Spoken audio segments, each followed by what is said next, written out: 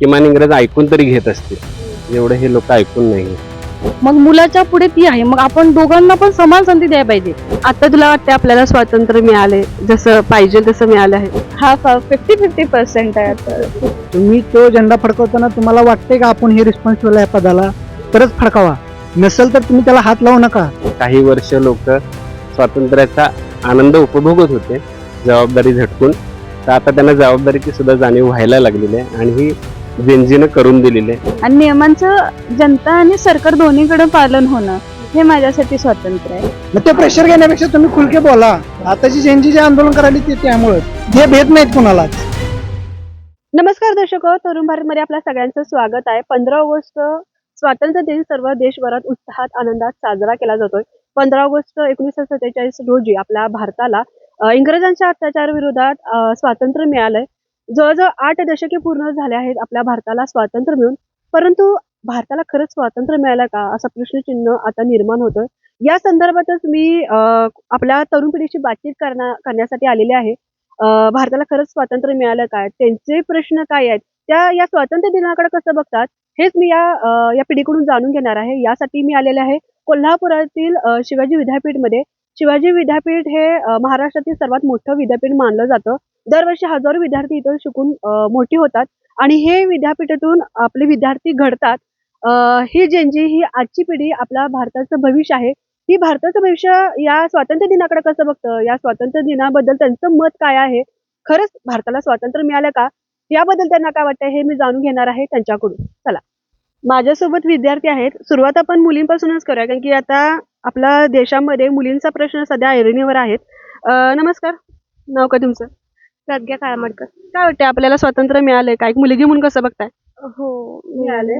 आता आजची मुलगी सुरक्षित आहे असं वाटतंय का? पहिला असं व्हायचं की 7 नंतर मुली घराच्या बाहेर सुरक्षित नव्हत्या, आता दिवसा ढवळ्या सुद्धा सुरक्षित नाहीत. कसं बघताय याकडं?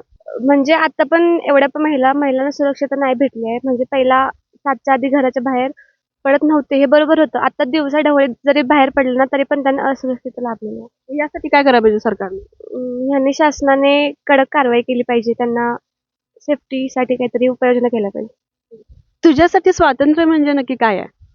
माझ्यासाठी स्वातंत्र्य म्हणजे आपल्याला जे संविधानाकडून हक्क मिळालेत त्यांचं आपल्याकडून पालन होणं आणि नियमांचं जनता आणि सरकार दोन्हीकडे पालन होणं हे माझ्यासाठी स्वातंत्र्य आहे. आणि सगळ्यांचे आता अभिव्यक्ती स्वातंत्र्य आपल्याला आहे, म्हणजे आता मी त्याच्याबद्दल किती बोललो तरी ते कमी आहे. खरं त्याचं आपण पालन केलं पाहिजे. सरकारने पण दखल घेतली पाहिजे शांततेत. म्हणजे जर आता आपल्याला शांततेचे पण मार्ग आहेत सरकारला सांगायचे की जनतेचा काय प्रश्न आहे ते सरकारला सांगायचे, शांततेत मार्ग आहे आपल्याला. खरं आता तसं होत नाही. जसं आता आपण उदाहरण घेतलं तर ते आता जेनजींचं झालेलं जंतर मंतरचं प्रोटेस्ट ते शांततेत सुरू होतं. खरं सरकारकडनं कारवाई झाली, लाठीचार्ज झाला. खरं तसं नकोय ना. आपलं आता संविधान आहे म्हटल्यावर आपला तो दुवा आहे, तर आपण शांततेत सगळे मार्ग सोडून एकत्र व्यवस्थित राहू, हेच माझं म्हणणं आहे. आता तुला वाटते आपल्याला स्वातंत्र्य मिळाले जसं पाहिजे तसं मिळालं आहे? इंग्रजांविरोधात तर मिळाले आपल्याला स्वातंत्र्य, पण आजच्या गव्हर्नमेंटचे जे फॅसिलिटी त्या संदर्भात काय वाटते तुला? हा 50-50% आहे आता. यामध्ये काय बदल व्हावा असं वाटतो?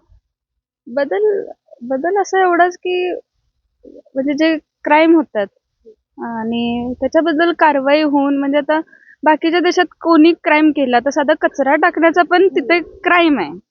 हा, सिव्हिक सेन्स त्यासाठी ते क्राईम केल्यात. आता म्हणजे क्राईम ते धरतात, तो देश तो क्राईम धरतो.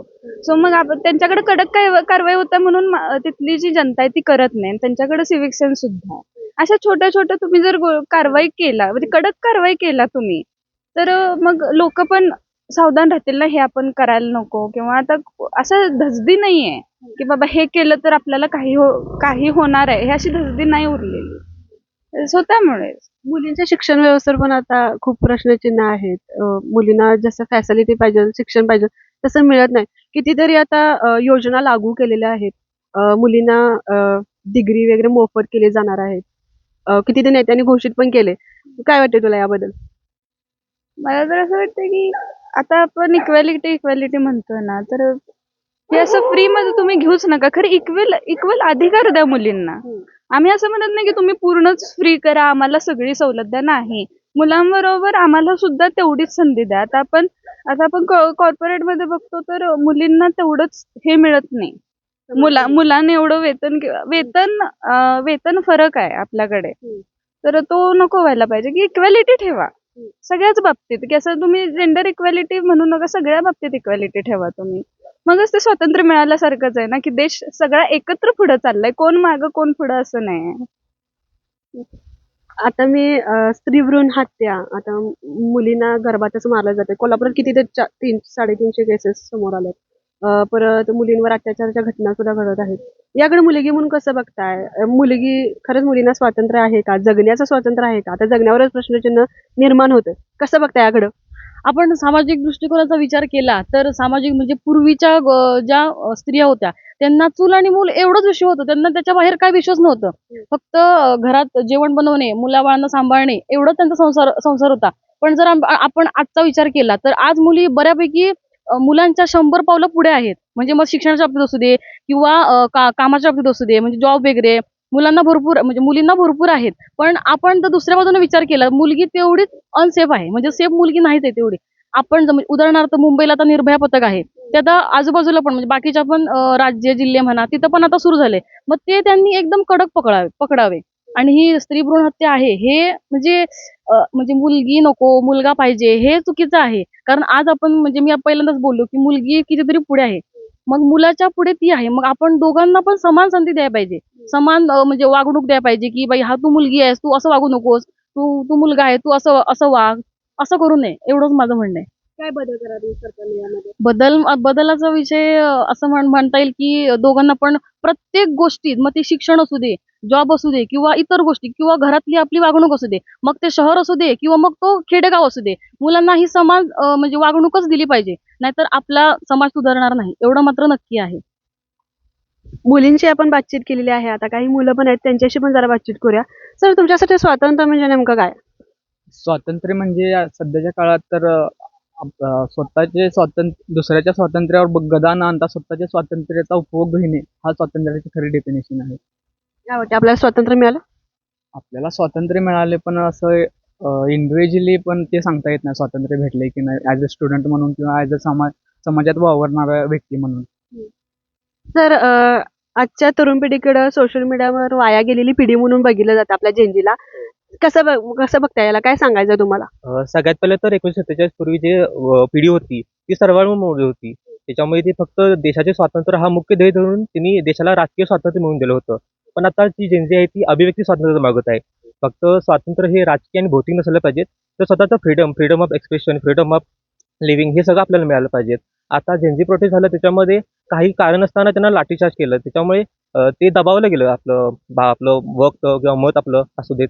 त्याच्यामुळे स्वातंत्र्य हे फक्त भौतिक नसायला पाहिजे, तर अभिव्यक्ती असायला पाहिजे असं माझं मत आहे. तर काही वेळा आपण म्हणतो स्वातंत्र्य मिळालं, पण आपले सध्या रस्त्याचे खड्डे जरी पडले तरी आपण आवाज उठवत नाही, घाबरतोय आवाज उठवायला. खरं वाटतंय स्वातंत्र्य मिळालं आपल्याला?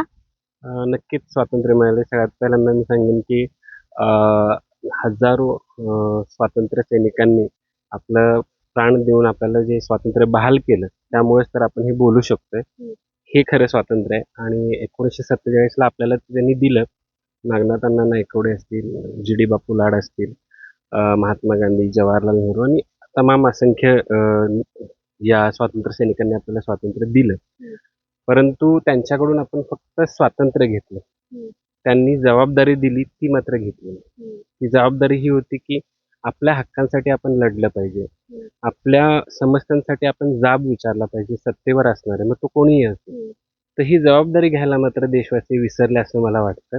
आणि ती जबाबदारी घेण्याची गरज आहे. ती जबाबदारी घेतली तर मग हे रस्त्यांवरती खड्डे दिसणार नाहीत, पडक्या शाळा दिसणार नाहीत, पिण्याचा पाण्याचा प्रश्न दिसणार नाहीत, आरोग्याच्या अपुऱ्या सुविधा दिसणार नाहीत. आणि हे मात्र ज्यांना 1947ला स्वातंत्र्य मिळाले त्यांच्यासाठी, ज्यांना वाटते की 2014ला मिळाले त्यांच्यासाठी हे नाही.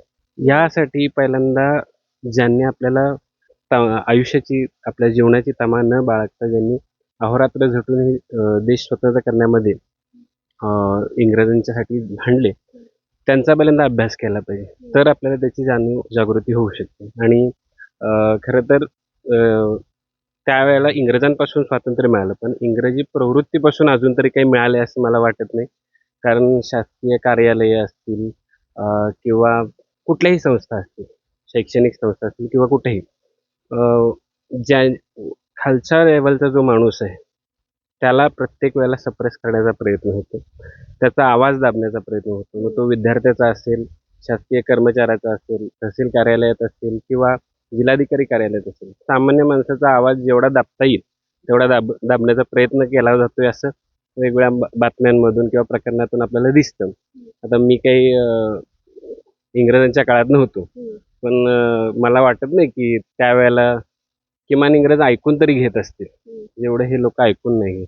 तर ही गळचीप आहे स्वातंत्र्याची आणि आशा आहे की त्यांच्या त्या बलिदानाला जागून देशवासियांनी पुन्हा एकत्र येऊन हे स्वातंत्र्याचा हक्क, अधिकार आणि जबाबदारी पण स्वीकारली पाहिजे. तर त्यावेळी आपण आवाज उठवला होता, आंदोलन केलं होतं. तशा पद्धतीचं आंदोलन आता आवाज उठवेल का आपल्या आजची पिढी? झेंजीनं तर जंतर मंतरवर केले, ते आज झेंजीने केले. सर्वसामान्य नागरिक तेव्हा आता जनतेवर उतरेल का रस्त्यावर आवाज उठवण्यासाठी? नक्कीच, कारण सुरुवात तर झालेली आहे. दिल्लीमध्ये आपण बघितलं जंतर मंतरवरून फक्त एक ठिणगी उडाली आणि आता देशभर त्याचं वारू फिरतंय. छोटी छोटी शाळेतली मुलं गावागावातल्या छोट्या छोट्या रस्त्यांविषयी बोलतायत. आपल्या शाळांमध्ये शिक्षक नाही, शिक्षक द्या म्हणून भांडतायत. तर ही सुरुवात आहे क्रांतीची, बदलाची सुरुवात आहे. काही वर्ष लोक स्वातंत्र्याचा आनंद उपभोगत होते जबाबदारी झटकून, तर आता त्यांना जबाबदारीची सुद्धा जाणीव व्हायला लागलेली आहे आणि ही जेनजीनं करून दिलेली आहे. खूप छान देशामध्ये वारं चाललेलं आहे. तर आजचे युवक नोकरी एवढं शिकून सुद्धा आता नोकरीसाठी बेरोजगार आहेत. कसं बघता तुम्ही एक सर्वसामान्य नागरिक म्हणून? नोकरीच्या समस्या भरपूर आहेत. त्यासाठी गव्हर्नमेंटने जेवढे प्रयत्न करायला पाहिजे तेवढे अपुरे पडत आहेत. पहिला मुद्दा येतोय तो लोकसंख्या वाढीचा.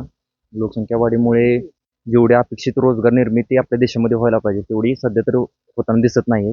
त्यासाठी ज्या पॉलिसी वगैरे गव्हर्नमेंटने बनवायला पाहिजेत त्याच्यावर गव्हर्नमेंटने पूर्णतः आर्थिक दृष्ट्या त्याच्यावर काम करणं महत्त्वाचं आहे.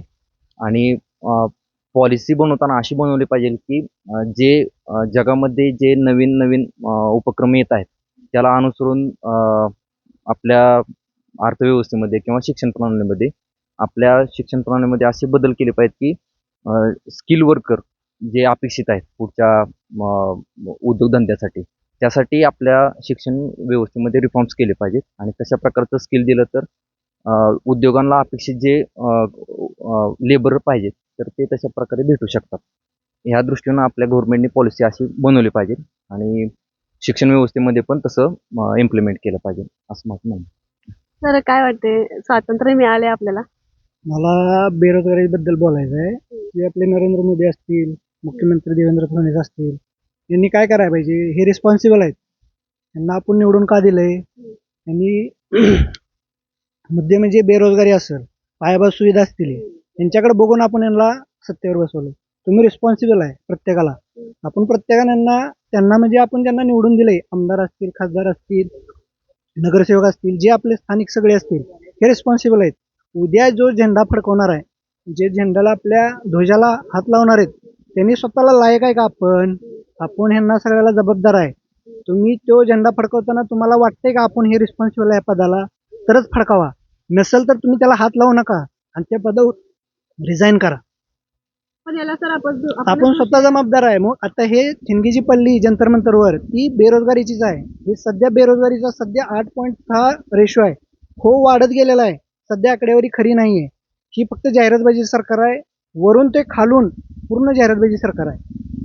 आणि ह्यांनी प्रत्येकाच्या डोळ्यात धूळ फेकलेली आहे. युवा असेल, तुमचे लाडकी बहीण असेल, सगळ्या हे योजना सगळ्या फोल आहेत. ह्यांनी फक्त तुम्हाला देतात, दाखवतात एक, करतात एक, हे चालू आहे सगळं. मग ह्याच्यावर मुद्दा काय आहे? बेरोजगारी महत्वाचा मुद्दा आहे. की जी रस्त्यावर उतरायला लागले बेरोजगारी. मला हे वाटतं की यांनी प्रत्येकानं जी रिस्पॉन्सिबल आहे, आमदार असेल, खासदार असेल, यांनी स्वतःने आपल्या परीनं तुम्ही स्वतःला जबाबदार समजा. तुम्हाला जेवढ्यांनी मतदान केलंय आणि ज्यांनी नाही केलं त्यांचं पण तुम्ही रिस्पॉन्सिबल आहे. तुम्ही त्या प्रत्येकाला रिस्पॉन्सिबल आहे. तुम्ही प्रत्येकाची जबाबदारी घेतली पाहिजे. रोड खराब आहे तर रोड तुमचा का खराब आहे ह्याला रिस्पॉन्सिबल तुम्ही आहे.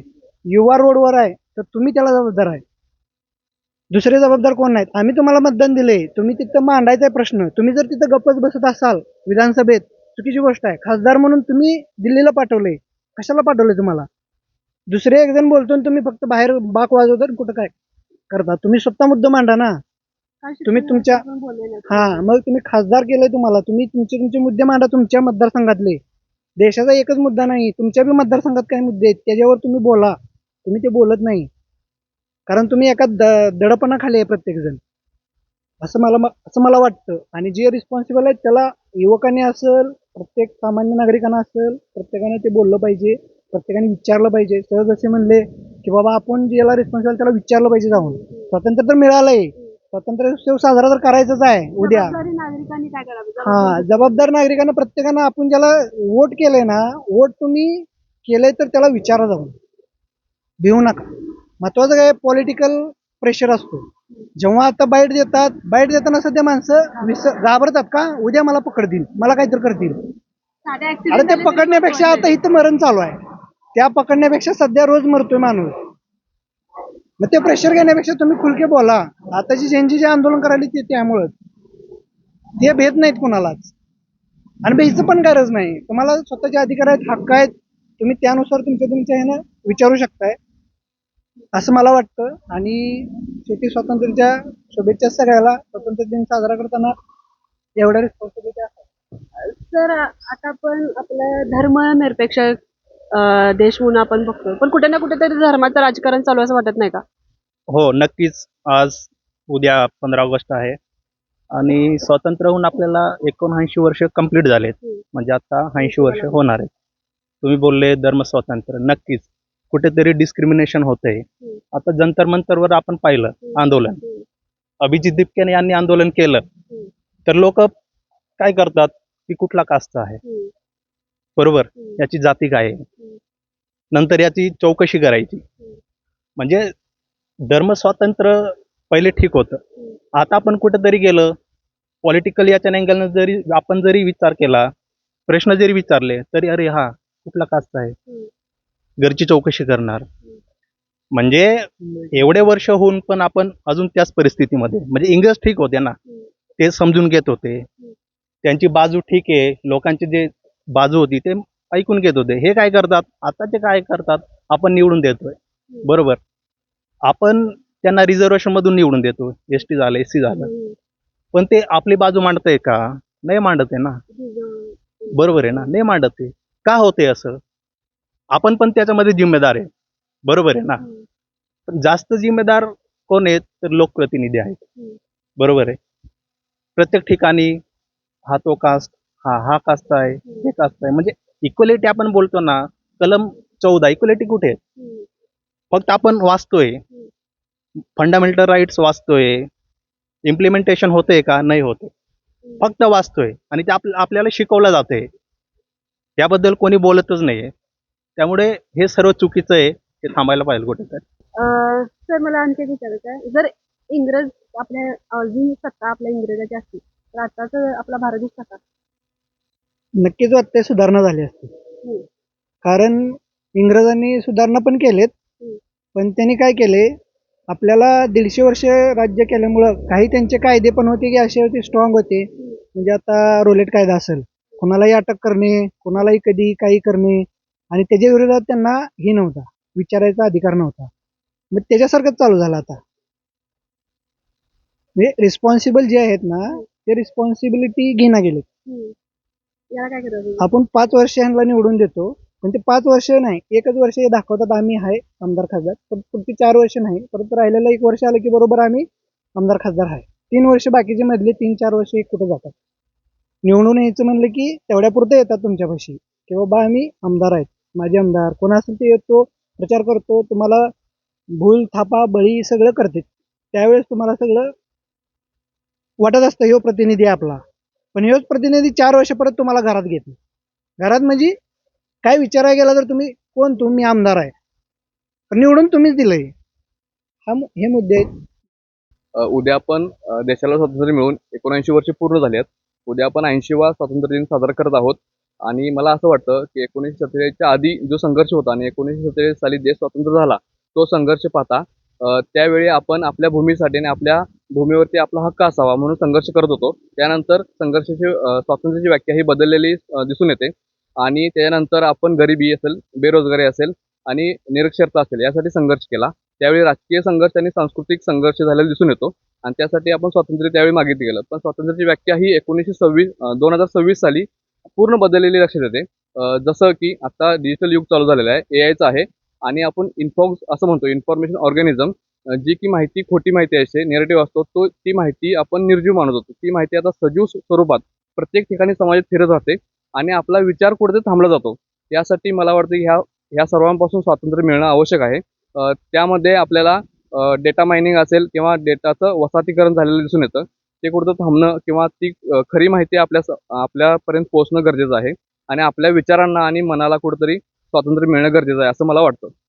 आता आपण शिवाजी विद्यापीठातील पॉलिटिक्स डिपार्टमेंटल्या मुलांशी बातचीत केली, वेगवेगळे मुद्दे त्यांच्याशी चर्चेत केले, तिने त्या संदर्भात आपलं मत सुद्धा मांडलंय.